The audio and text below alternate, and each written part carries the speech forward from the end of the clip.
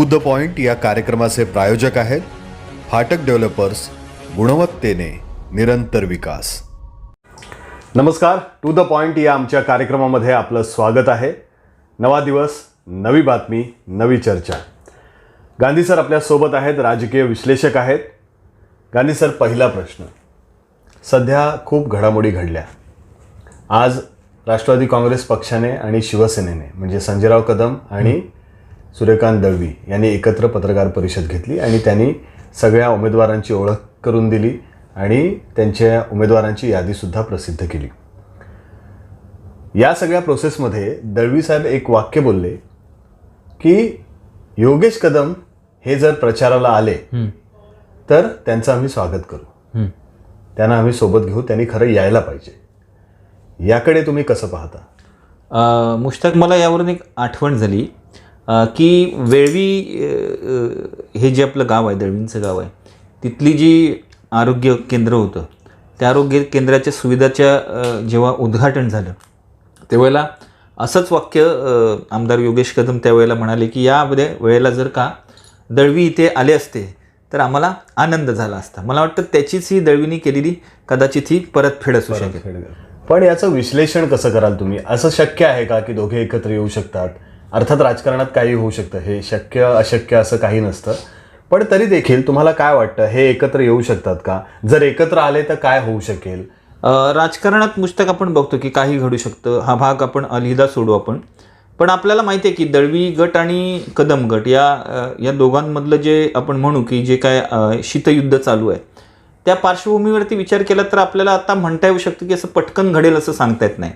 पण तशी जर का दोघांकडून जर का पावलं उचलली गेली असं जर म्हटलं तर मला वाटतं सेनेसाठी हा चांगली गोष्ट असू शकते. बरोबर. पण आपण जर का या निवडणुकीच्या पार्श्वभूमीवरती विचार केला तर एक लक्षात येईल गोष्ट की जी मुलाखती झाल्या होत्या तालुका कार्यालयामध्ये, शिवसेनेच्या तालुका कार्यालयामध्ये ज्या मुलाखती झाल्या होत्या की ज्या जिल्हाध्यक्षांनी घेतल्या होत्या, त्यातले काही कॅन्डिडेट हे दळवींकडून AB फॉर्मवरती लढत आहेत आणि काही कॅन्डिडेट आहेत ते अपक्ष म्हणून लढताना आपल्याला दिसत आहेत. त्यामुळे आपल्याला 13 तारखेनंतर निश्चित सांगता येईल की दिलजमाई झाली असले तर अपक्ष पाठी आलेले असतील आणि दिलजमाई झाली नाही तर अपक्ष पाठी नाही घेणार. हे सरळ स्पष्ट आहे. अपक्ष हा मुद्दा फार महत्वाचा काढलात तुम्ही. हे जे अपक्ष आहेत ते आमदार योगेश कदम समर्थक आहेत असं सांगितलं जातं. जर या निवडणुकीमध्ये ते उभे राहिले, तुम्ही म्हणताय की 13 तारखेला चित्र खऱ्या अर्थाने स्पष्ट होईल, दिलजमाई झाली आहे की नाही, माघार घेतल्यानंतरची परिस्थिती आपल्याला त्यानंतरच काय ते स्पष्ट होईल. बरोबर. पण तुम्हाला काय वाटतं, या अपक्षांच्या उमेदवारीमुळे आमदार योगेश कदम यांना पक्षामध्ये काही अडचण येऊ शकेल का? मुश्ताक, एक गोष्ट आणखी त्याच्यात आपल्याला कोट करायला लागेल की ज्या वेळेला अशी बंडखोरी होते तेव्हा ती बंडखोरी आहे, त्या बंडखोरीला आपण म्हणू की फक्त एखाद्या नेत्याचं पाठबळ असतं असं नव्हे, तर एक इच्छा आकांक्षा असते त्या कार्यकर्त्याची आणि ती कार्यकर्त्याची इच्छा आकांक्षा अगदी पहिल्यापासून फुलवली गेलेली आहे. हे आपण 3 दिवस म्हणतोय आणि ती फुलवली गेल्यामुळे अगदी वरून जरी दबाव आला तरी कार्यकर्ते किती पाठी येतील हा सुद्धा मुद्दा राहू शकतो. म्हणजे आपण म्हणू की कदाचित दिलजमाई होईल किंवा आपण म्हणू तशा प्रोसेस जरी झाल्या तरी कार्यकर्ता किती ऐकेल ही गोष्ट मात्र आपल्याला सांगता येत नाही. आता बघा, याच्यामध्ये 2 मुद्दे आहेत जे खूप, हे खरं कॉम्प्लिकेटेड आहे. कारण जेव्हा सूर्यकांत दळवी यांच्याबरोबर जर योगेश कदम प्रचाराला आले तर त्यांना राष्ट्रवादीचा पण प्रचार करावा लागेल. बरोबर आहे ना? बरोबर. संजयराव कदम आणि योगेश कदम यांना सुद्धा एकाच व्यासपीठावर यावं लागेल. बरोबर. हे शक्य आहे का? ना, हेच नाही मी बोललो. दळवी हे शिवसेनेचे नेते आहेत आणि ते बोलले की योगेश कदम जर आमच्याबरोबर यायला पाहिजे त्यांनी. पण हे वाक्य मला वाटतं मुश्ताक त्यावेळेला तू यांना पण विचारायला पाहिजे होतंस की आपल्या संजयराव कदमना, माजी आमदार, की त्यांना पण ते अभिप्रेत आहे का? हे दोघांना पण अभिप्रेत असेल तर मला वाटतं की अशी गणितं कदाचित जुळून येऊ शकतात. काही काळापूर्वी अतिशय महत्वाचा आहे गांधी सर, मी नक्की विचारीन याबद्दल. कारण हा प्रश्न, हे मी या संदर्भातला प्रश्न संजयराव कदमांना विचारणं गरजेचं आहे की सूर्यकांत दळवींना असं वाटतंय, तुम्हाला काय वाटतं, तुम्हाला काय वाटतं? तेव्हाच हे चित्र स्पष्ट होईल की खऱ्या अर्थाने योगेश कदम या सगळ्या प्रोसेसमध्ये इलेक्शनच्या येणार आहेत की. बरोबर. तुम्ही काहीतरी सांगत होता. नाही, तोच मी मुद्दा मांडला की जो राष्ट्रवादीचा जो गट आहे आता, म्हणजे ज्याचं नेतृत्व करतात संजयराव कदम, त्यांना पण ते अभिप्रेत आहे का हा एक मूळ मुद्दा. कारण फक्त कुणीतरी एकाने बोलवलं म्हणून अशी काहीतरी आपण टायप होईल किंवा अशी काहीतरी सूत्र हलतील असं मला तरी वाटत नाही. हे काय ऑल ऑफ सडन होत ऑल ऑफ सडन होत नाही. दळवींना सुद्धा राजकारणामध्ये सक्रिय व्हायला जवळपास आता किती वर्ष गेली मधल्या काळात, म्हणजे पण मुश्ताक एक गोष्ट आहे की ही मला राजकारणात ना कुठली गोष्ट अशक्य वाटत नाही. म्हणजे तुला आठवत असेल की संजयराव कदम आणि सूर्यकांत दळवी हे जेव्हा समोरासमोर लढले, आपण आपल्या समोर चित्र आणि संजयराव कदम त्यावेळेला निवडून आले होते आणि त्यानंतरचा कालखंड आपण बघितला तर आपल्याला दळवी आणि कदमांचं म्हणजे संजयराव कदमांचं अजिबात शक्य नव्हतं. जोरदार कलगीतुरा चालत होता. म्हणजे अगदी आपल्याला समोर जवळ मलाही आठवतं जवळपास 1.5 वर्ष संजय कदम हे निवडून आल्यानंतर ते सूर्यकांत दळवींवर टीका करत सातत्याने प्रत्येक कार्यक्रमात टीका करत होते. आणि आता आपल्याला बघतो की बदललेली गणित आपल्याला समोर आहे. त्यामुळे राजकारणात काही अशक्य नसतं. त्यामुळे आपण काही घडू शकतो. गांधी सर, आता हा विषय नेत्यांच्या पातळीवरचा झाला. आता आपण कार्यकर्त्यांबद्दल पण थोडं बोललं पाहिजे. हे जे नगरसेवक पदाचे उमेदवार आहेत त्यांची यामध्ये फार गोची झाली आहे. काही लोक असे होते की जे प्रचंड महत्वाकांक्षेने काम करत होते पण त्यांच्या पारड्यामध्ये पक्षाने तिकीट दिलेलं नाही. तर अशा वेळेला ही जी एक परिस्थिती ओढवते कार्यकर्त्यावर, तर त्याकडे तुम्ही कसं पाहता, त्याचं विश्लेषण कसं कराल? हा इमोशनल मुद्दा आहे तसा त्यांच्या दृष्टीने. बरोबर. कसं आहे माहिती आहे का मुश्ताक, 2 पद्धतीचे कार्यकर्ते मला जाणवतात. एक म्हणजे मला पक्षाकडनं तिकीट मिळालं तर मी बेनिफिटमध्ये येईन असा विचार करणारे कार्यकर्ते, की जे रूट लेवलला कदाचित काम सुरू केलेलं असतं अशातला भाग नाही. काही कार्यकर्ते असे असतात की ज्यांनी मी अपक्ष जरी लढायला लागलं तरी माझी मी बांधणी केलेली असते. आणि तसे कार्यकर्ते काही आता जे उभे आहेत त्याच्यामध्ये अपक्ष जे म्हणून उभे आहेत असे कार्यकर्ते दिसतात की त्यांनी आपल्याला भविष्यात कदाचित अपक्ष म्हणून उभं राहायला लागलं तरीसुद्धा तशी बांधणी केलेली आहे. त्यामुळं तो मुद्दा मी मगाशी तुला म्हणाले की ते पाठी येतील असं मला वाटत नाही. गांधी सर, तुम्हाला एक प्रश्न असा विचारतो मी की दापोली नगरपंचायतीच्या स्थापनेपासून म्हणजे 1999 साली नगरपंचायतीची स्थापना झाली आणि तेव्हापासून आज 2021 आहे. या जवळपास 20 वर्षांच्या कालावधीमध्ये एक तरी अपक्ष निवडून आलाय का? तुम्हाला याबाबतची काही आठवण आहे? आलेलं आहे. म्हणजे मला पटकन आता आडनाव त्यांचं आठवत नाही, पण एक अपक्ष होता की ज्याला आपण काँग्रेस पुरस्कृत नंतर म्हटलं गेलं होतं. आणि वेल्लाळ आडनाव आठवते मला, वेल्लाळ जे अपक्ष म्हणून निवडून आले होते. आणि नंतर त्या एका कॅन्डिडेटने म्हणजे पूर्ण नगरपंचायतीचं राजकारण हे आपल्या भोवती फिरवलं होतं. ही एक आठवण आहे. तुम्हाला काय वाटतं आताच्या घडीला या सगळ्या राजकारणामध्ये अपक्ष निवडून येणं सोपं आहे का? मला वाटतं जास्त सोपं वाटते मला. याचं कारण सांगतो की जितके कॅन्डिडेट वाढतील, जितके फाटाफुटी वाढेल, तितका आपण म्हणू की अनपेक्षित उमेदवार निवडून येण्याच्या शक्यता वाढतात. कारण कसं आहे की हे सगळा जो खेळ आहे ना तो मुश्ताक साधारणतः 200-250 मतांचा असतो.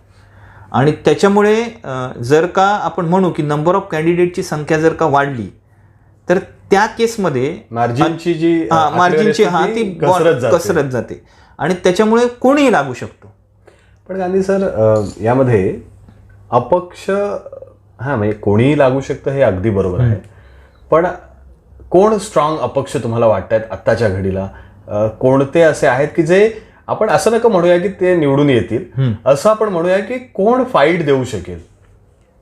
अपक्षामध्ये फाईट देऊ शकेल म्हणजे आपण काल चर्चा जी केली होती, जी अपक्षांची 4 आपण नावं जी बघत होतो आपण अपक्षांमध्ये, म्हणजे त्याच्यामध्ये सचिन जाधव असेल, प्रकाश साळवी असेल, कृपा घाग असेल आणि मला वाटतं आणखी रसिका पेटकर.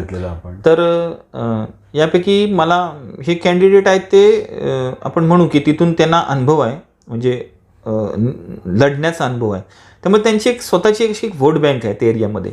जरी मी काल म्हटलं की आता प्रकाश साळवी आपण त्याचा काय वॉर्ड फार मोठा चेंज झाल्याचा भाग नाही आहे, त्याच्यामुळे मी बोललो होतो की अशा ह्या लोकांनी स्वतःची वट वाढवण्यासाठी म्हणून मतदार नोंदणी पण करून घेतलेली आहे. सचिन जाधव यांना थोडासा अंदाज होता की आपला जो वॉर्ड आहे तो राखीव होऊ शकतो, कारण सलग 3 वर्ष तो जेंट्ससाठी होता म्हणून. त्यामुळे स्वाभाविकता त्यांनी पडताळणी केलेली होती वेगवेगळी. त्यामुळे त्यांची ती गणित आहे. त्याच्यामुळे हे कॅन्डिडेट जरी अपक्ष असले तरी मला वाटतं त्यांना कमी लेखून चालणार नाही. आणि जर राजकारणाविषयी आपण बोललो, एक थोडासा दापोली शहराच्या विकासाविषयीचा प्रश्न मला तुम्हाला विचारायचा आहे. तो असा की आता जाहीरनामे सगळे प्रसिद्ध करतील, तयारीला लागले असतील. तुम्हाला काय वाटतं या शहरामधले कोणते मुद्दे प्रकर्षानं म्हणजे प्रायोरिटी बेसिसवर या सगळ्या पुढाऱ्यांनी सोडवणं आवश्यक आहे? एक आपण माहिती आहे की आपल्याला मूलभूत ज्या सुविधा आहेत त्याविषयी बोललंच जातं नेहमी. म्हणजे पाणी असेल, स्वच्छता असेल, या अनुषंगाने बोललं जातं की भुयारी गटार वगैरे वगैरे या गोष्टी बोलल्या जातात. एक एक एक आत्ताच्या अलीकडच्या काळात एक जाणवणारी समस्या आहे दापोलीकरांसाठी, ती म्हणजे वाहतुकीची कोंडी. म्हणजे जी कोंडी तुम्हाला अगदी आपण केळकर नाक्यापासून बोरोंडी नाक्याच्या मेन रोडला जशी दिसते तशी ती आत दिसते. याला कारण असं आहे की जे आतले रोड आहेत ते कदाचित छोटे आहेत, कंजस्टेड आहेत, पण याला पर्याय आहेत आणि ते पर्याय मात्र निवडले गेले नाहीत. म्हणजे पर्याय असे होते की आपण 1 वे ट्रॅफिक करता येऊ शकतं, किंवा जे आपण म्हणू की पार्किंगसाठी स्पेसिफिकली अशा काही सुविधा उपलब्ध करता येत का, अशा फक्त चर्चा झाल्या, पण ते कुठं वस्तुस्थितीत आलेलं दिसत नाही. त्यामुळे ती वाहतुकीची कोंडी हा एक माझ्या दृष्टीने महत्त्वाचा मुद्दा आहे. सर, वाहतुकीच्या कोंडीवरचा जो विषय आहे तो गेल्या अनेक वर्षांपासून तसाच पडून आहे. मधल्या काळात आपण पाहिलं होतं की काही ठिकाणी त्यांनी जी फलकं असतात ती आणली, ती रस्त्यावर टाकली, इथे पार्किंग नो पार्किंगची व्यवस्था केली जाणार आहे, कुठे पार्किंग करायचं, कुठे गाड्या लावायच्या नाहीत याबद्दलचे फलक आम्ही लावणार आहोत असं नगरपालिकेकडून सांगितलं गेलं, पण त्याची अंमलबजावणी काही होताना दिसली नाही. तर आपण कुठेतरी अंमलबजावणीमध्ये कायम कमी पडत आलोय असं तुम्हाला वाटतं का? नक्की तसं मला वाटतं की अंमलबजावणीमध्ये आपण हे झालेलं आहे. मला एक माहिती अशी उपलब्ध झाली होती त्यावेळेला की हा जो 1 वेचा जो विषय आहे ज्याने आपल्याला आतली कोंडी थांबवता येते, तर त्याविषयी प्रोसेस झालेली होती. फक्त त्याला आपण ती गोष्ट पुढे नेण्यासाठी म्हणून अनेक जणांनी त्याला विरोध केला की त्यांना, काही जणांना, काही व्यापाऱ्यांना पण असं वाटलं असावं की त्याच्यामुळे आपल्या गिरायकावरती फरक पडू शकतो. पण हे एक कोणीतरी मीडिएटर म्हणून नगरपंचायतीतर्फे आणि पोलीस प्रशासन असं एकत्रितरित्या मीडिएटर म्हणून याच्यावरती जर का आपण समुपदेशन केलं असतं तर हे प्रश्न सुटू शकतात. नाही, पण गांधी सर, व्यापाऱ्यांचा मुद्दा काही चुकीचा नव्हता. याचं कारण माहितीये का, मी अगदी मनापासून सांगतो हे. मी गेल्या 4-5 दिवसांपासून मी दापोलीमध्ये आहे आणि पुलाचं काम सुरू आहे. बरोबर. आणि जेव्हा मी माझ्या घराकडून निघतो, बरोबर, आणि मला कुठेतरी अतुल मेडिकलमध्ये जर जायचं असेल, बरोबर, तर एक वळसा मारून बरोबर तिथे येणं मला गरजेचं आहे. पण हे इतकं त्रासाचं होतं. बरोबर. एक ग्राहक म्हणून माझी इच्छाच होत नाही तिथे जाण्याची. त्यामुळे 1 वे हा विषय व्यापाऱ्यांचा जो आहे तो तसा म्हणजे रास्त आहे, कारण त्यांच्या बिझनेसवर त्याचा परिणाम होण्याची शक्यता नक्कीच आहे. पण ट्रॅफिकची समस्या सोडवणं हे देखील गरजेचं आहे. पण अशा वेळेला काय पर्याय असू शकतात असं तुम्हाला वाटतं? आता मुश्ताक, आता कसं झालेलं आहे, आपण काय म्हणतोय की एका ठिकाणून गेल्यानंतर परत त्या ठिकाणी जायचं तर तुला वळसा मारून यायला लागतो, कारण तो लॉक आहे. 1 वे याचा अर्थ मार्ग बंद करणे असा होत नाही. एक दिशा मार्ग म्हणजे आपल्याला तिथून जाण्याचा मार्ग उपलब्ध राहतो. एक्झॅक्टली उपलब्ध राहतो. उपलब्ध राहतो. त्याच्यामुळे एक प्रॉपर लेआउट काढून प्रॉपर जर का नाही, मी तेच म्हणतो गांधी सर, समजा हा रस्ता आहे, मी इथून गेलो तर मला परत येता येत नाही 1 वे असेल तर. बरोबर. पण तो जो वळसा आहे ना आपला शहरात, तो खूप मोठा आहे. नाही, तरी सुद्धा मला तसं नाही वाटत मुश्ताक, की आपण जर का बघितलं तर जो आपला मेन रोड आहे, जो हरणेकडे जातो, त्याला पॅरलल रोड आहे, तो आतला रोड आहे, म्हणजे आपला जो बाजारपेठेतून जातो, आणि त्याला बरोबर परपेंडिक्युलर अनेक रोड आहेत. तर फार लांबचा वळसा टाळायचा असतील तर एक रोडला तुम्ही जर टर्नआउट करत गेलात तर याला समस्या निघू शकतो. कारण कसं आहे, मोठ्या किंवा कंजेस्टेड शहरामध्ये पण याच्यावरती सोल्युशन्स निघालेली आहेत, इथे पण निघू शकतात. आणखी एक महत्त्वाचा मुद्दा त्याच्यामध्ये असा दिसतो मुश्ताक, की काही भाजीवाले किंवा काही फेरीवाले गावात येऊन आपला माल विकतात आणि त्याच्यामुळे सुद्धा वाहतुकीची कोंडी होते. आणि बरं त्यांच्यासाठी दुसरा पर्याय पण नसतो त्यांना विकण्यासाठी, कारण आपण त्यांच्यासाठी दुसरी कुठली उपलब्ध अशी सोय करून दिली नाही. मग त्यांच्यावरती आपण म्हणू की त्यांच्यावरती कारवाई केली जाते, वेगवेगळ्या गोष्टी करू घेतात. पण हे पण काय मला वाटतं काही योग्य नाही. त्याच्यासाठी कायमस्वरूपी असं सोल्युशन काढायला लागलं. मार्केटचा विषय थोडासा मार्गी लागलेला होता, पण तिथे व्यापाऱ्यांचं असं म्हणजे छोटे छोटे भाजी विक्रेत्यांचं असं म्हणणं होतं की आमचा जो धंदा आहे, व्यवसाय आहे, तो होत नाही तिथे, लोक येत नाहीत. पुलावर असताना लोक पटापट यायचे, आमचे भाज्या वगैरे विकल्या जायच्या, पण तिकडे होत नाही. पण काही लोक असे आहेत की जे आता 3-4 वर्ष तिथेच आहेत एका ठिकाणी, त्यांचा जो बिझनेस आहे तो चांगल्या प्रकारे होतो आहे. तर ह्या सगळ्या समस्या आहेत, म्हणजे जी मतभिन्नता आपण म्हणतो, मतमतांतर, ती सगळी आहेत. त्याला काय त्याच्यावर उपाययोजना करता येईल हा परत एक चर्चेचा विषय. नाही, मी काय बोललो याच्यात समुपदेशन हा जो विषय आहे की विश्वासात घेणं, हा जो विषय आहे तो कोणीतरी पुट फॉरवर्ड करायला लागेल. आता बघा, विश्वासात घेणं या विषयावरनं मला अजून एक गोष्ट आठवली की इथे मच्छी मार्केटचं काम आता जवळजवळ पूर्ण झालंय, नवीन. आता त्या सगळ्या ज्या महिला मच्छी विक्रेते ज्या महिला आहेत इथे मच्छी मार्केटमध्ये बसतात, तर त्या इथे येतील का हा देखील एक प्रश्न आहे. त्यांना विश्वासात कोण घेईल याबद्दल ही चर्चा आहे. तुम्ही म्हणताय तसं समुपदेशन करण्याची वाटतं गरज त्यांना देखील पडणार आहे. मी या सगळ्या मुश्ताक या सगळ्या प्रकरणाचा मी साक्षीदार आहे की पूर्वी, आता ते मॉडिफाय झालं, पूर्वी ज्या वेळेला ते मटण आणि मच्छी मार्केटचा विषय होता तर फार मोठ्या आंदोलनाच्या लेवलवरती गेलं होतं. आणि त्याला कारण असं होतं की ते कुणी केलं तर त्याने, म्हणजे एका राजकीय पक्षाच्या नेत्याने ती गोष्ट केली म्हणून दुसऱ्या राजकीय पक्षाच्या नेत्याने त्याला विरोध करायचा, असं जे काही चित्र उभं राहतं त्यातून आपल्याला म्हणता येईल की त्यांना विकासाचे मार्ग सापडत नाहीत. त्याच्यातून विकासाचा मार्ग सापडत नाही. आणि म्हणून मग कसं झालं की त्यांना जर का भीती दाखवली, कोळी समाज आहे त्यांना भीती दाखवली की तुमचा तिथे बिझनेस होणार नाही, तर स्वाभाविक ते जाणार नाहीत. हा महत्वाचा विषय. एक्झॅक्टली. म्हणजे त्यावेळेला अक्षरशः म्हणजे कर्फ्यू लावण्यासारखी परिस्थिती निर्माण झाली होती, त्यावेळची गोष्ट आहे. गांधी सर, अजून कोणते मुद्दे आहेत? पण त्याला एक गोष्ट मुश्ताक आणखी महत्वाची आहे की जो माणूस सांगतो की जो समुपदेशन करायला जाईल त्याची नियत आणि त्याच्यावरची विश्वासार्हता ही माणसाला जिंकू शकते. पण मग कदाचित तसं झालं नसेल ना, तर मला पुन्हा एकदा इथल्या राजकीय नेत्यांनी कळलं की नाही, आपली नियत आणि विश्वासार्हतेबाबत आपण एकदा आत्मपरीक्षण करायची गरज आहे. कारण लोक तुमचं जर ऐकत नसतील ना, तर तुम्ही त्यांच्या विश्वासास पात्र नाही ठरत. अगदी बरोबर. आणि सर, 2 मुद्दे झाले, एक वाहतूक कोंडीची समस्या आणि दुसरा विषय झाला मच्छी मार्केटचा. आणखी कोणते मुद्दे आहेत महत्वाचे यामध्ये? भरपूर वर्ष, म्हणजे मी तर 2 मुख्यमंत्री बघितले ज्या आपलं मैदान होतं आपलं जे आझाद मैदान, तिथे भाषण करताना की ज्यांनी सांगितलं होतं की इथे छानपैकी असं एक स्टेडियम 2 मुख्यमंत्र्यांनी तिथेच सभा घेताना सांगितलं. पण आज तगायत आपल्याला काय तसं उभं राहिलेलं दिसत नाही. स्टेडियम सोडा, एक कंपाऊंड वॉल नाही. तर ते एक छान आहे, दापोलीचं वैभव म्हणून ते उभं राहू शकतं. तिथे साईडनी तुम्हाला म्हणजे अगदी आपण म्हणू की ट्रॅक वगैरे असं करता येऊ शकतं, असं एक चांगलं काहीतरी उभं राहू शकतं. त्याच्याकडे लक्ष गरज आहे. आणि दुसरी गोष्ट काय आहे की अनेक वेळेला ना की म्हणजे आपण पाण्याची समस्या, मूलभूत समस्या त्याच्याविषयी बोललंच पाहिजे.